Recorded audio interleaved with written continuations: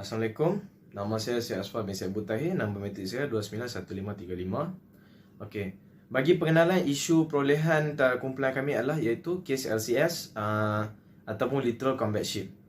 Okey, di sini kita boleh tengok kerajaan telah memberikan kontrak sebanyak RM9 bilion kepada syarikat yang bernama Boasted Naval Shipyard (BNS) sendirian berhad bagi membuat kapal tempur pesisir pantai bagi tentera laut Diraja Malaysia.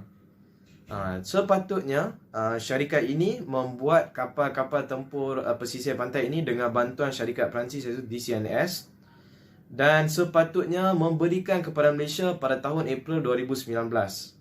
Tetapi masalahnya di sini kerajaan telah menghabiskan sebanyak RM9 bilion dan pada tahun April 2019 satu kapal pun masih belum siap dan kapal-kapal lain yang dijanjikan sehingga tahun 2023 juga masih belum siap.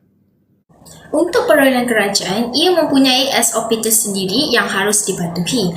Bagi syarikat BNS, Kementerian Pertahanan telah memberikan kontrak bernilai 9 bilion untuk membina 6 buah kapal LCS dan harus disiapkan sepenuhnya pada Ogos 2022. Tetapi tiada kapal yang diterima oleh TLDM. Perkara ini menunjukkan terdapat pelanggaran SOP dalam perolehan kapal LCS. Pertama ialah kelewatan dalam tempoh penyerahan kapal LCS. Menurut kontrak, TLDM akan menerima 2 daripada 6 buah kapal pada April 2019, tetapi penyerahan telah ditangguhkan sehingga ke penghujung tahun 2019. Pihak syarikat BNS memberi alasan punca kelewatan penyerahan kapal adalah kerana salah satu komponen dan alatan kapal yang diimport dari Amerika Syarikat belum tiba. Kedua ialah pembayaran deposit kapal LCS oleh kerajaan melebihi RM10 juta. Menurut peraturan di dalam surat perkeliling perbendaharaan, pihak kerajaan dilarang untuk membuat pembayaran deposit melebihi RM10 juta. Namun, pada awal pembinaan kapal LCS, syarikat BNS telah meminta kerajaan untuk membayar wang pendahuluan sebanyak RM1.8 bilion. Akhir sekali ialah kedudukan kewangan syarikat BNS yang lemah. Syarikat BNS dikesan tidak mempunyai kedudukan kewangan yang kukuh kerana mempunyai hutang lapuk bagi projek kapal peronda generasi baru bernilai 400 juta.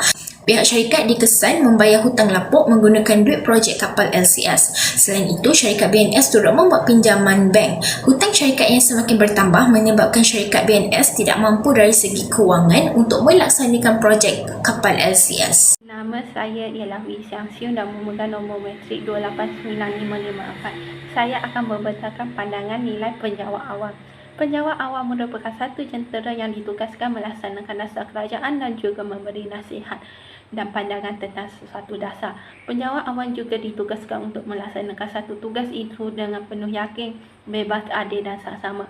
Antara nilai penjawat awam ialah menunjukkan sikap tidak menempati janji. Hal ini dapat dilihat melalui sikap penjawat awam yang melaksanakan tugas yang diberikan. Penjawat awam tidak menyiasat secara teliti dalam isu perolehan. Sebagai contoh, melalui perjanjian kontrak yang dipersetujui oleh Kementerian Kewangan oleh syarikat BNS, pihak TLDM akan menerima 2 daripada 6 buah kapal tempur pesisiran. Pandangan nilai penjawat awam yang seterusnya ialah tidak berintegriti dalam melaksanakan sesuatu tugas. Sepatutnya penjawat awam harus melaksanakan tugas yang diberikan dengan penuh amanah. Sebagai contoh, pihak kerajaan dilarang untuk membuat pembayaran deposit melebihi 10 juta kepada syarikat perolehan. Nilai penjawat awam yang seterusnya ialah tidak tulus. Penjawat awam tidak mengamalkan nilai ketulusan dalam melaksanakan tugas. Sebagai contoh, pada April 2019, syarikat BNS telah melanggar kontrak apabila tiada sebarang penyerahan kapal LCS kepada TLDM. Sekian, terima kasih.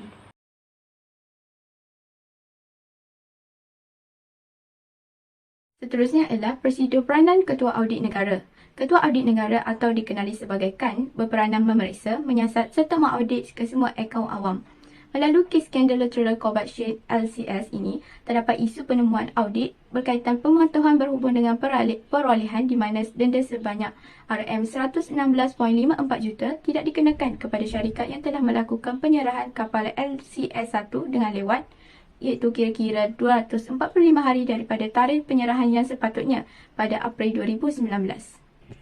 Selain itu, KAN juga telah mengaudit bayaran berkaitan proses pembuatan kapal yang telah dilakukan terhadap kapal LCS-1 yang melewati tahap pembuatan kerja yang sepatutnya sebanyak 21.1%.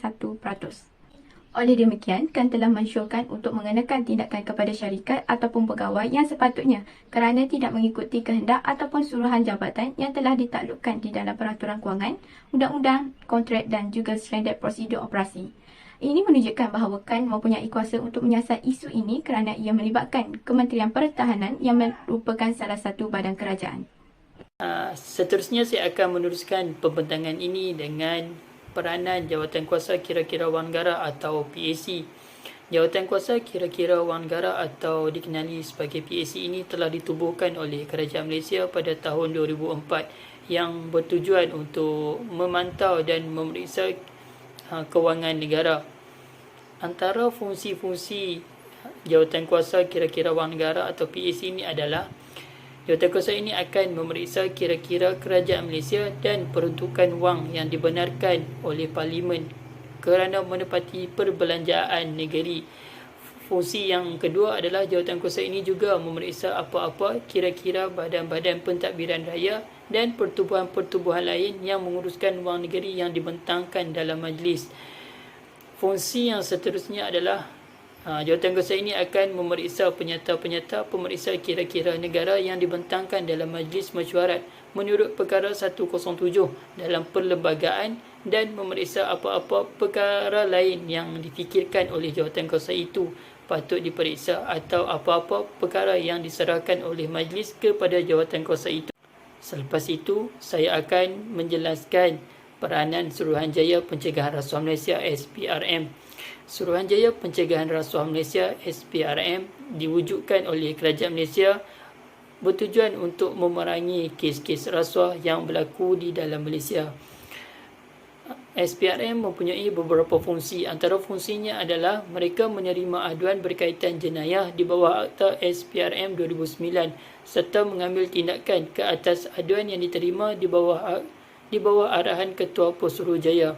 Fungsi yang kedua adalah SPRM akan menyelidik serta mengkaji organisasi badan awam bagi mendapatkan bukti jenayah di bawah Akta SPRM 2009. Jika tiada badan atau agensi seperti SPRM ini, sudah semestinya kes-kes rasuah akan berlaku secara berleluasa di dalam Malaysia. Bagi merumuskan profesionalism tiga badan yang terlibat iaitu Ketua Audit Negara, Jawatankuasa Kira-Kira Wang Negara dan Suruhanjaya Pencegahan Rasuah Malaysia. Okey, di sini kita boleh lihat Ketua Audit Negara telah mendapati sesebuah isu iaitu di mana denda sebanyak RM116.54 juta tidak dikenakan kepada syarikat yang telah lewat memberikan kapal LCS yang pertama. Mereka telah lewat sebanyak 245 hari. Jadi di sini Ketua Audit Negara akan mengutamakan isu ini dalam kes ini. Bagi pihak Jawatankuasa Kira-Kira Wang Negara, mereka menggunakan jabatan-jabatan yang berada di bawah bidang kuasa mereka iaitu bahagian perolehan Jabatan Audit Negara untuk membuka kronologi tentang kes ini. Dan akhir sekali, bagi pihak SPRM atau Suruhanjaya Pencegahan Rasuah Malaysia, mereka membuka atau membuat kertas siasatan bagi menentukan tahap penglibatan setiap individu yang berada di dalam kes ini. Kesimpulannya, isu ketirisan perolehan merupakan perkara yang membimbangkan semua pihak dan memberikan kesan yang dapat menjejaskan pentadbiran dan pembangunan kerajaan. Jika pihak yang bertanggungjawab tidak memainkan peranan mereka dengan sewajarnya dalam mengatasi isu perolehan, keadaan ini akan memberikan impak yang negatif terhadap masyarakat dan negara. Penekanan yang tegas melalui prinsip perolehan yang telah dilaksanakan, antaranya accountability awam, diurus secara tulus serta adil dan saksama. Ketirisan perolehan perlulah dititik beratkan dan diambil serius agar dapat mewujudkan negara yang bersih daripada kegiatan rasuah dan salah laku dalam perolehan kerajaan.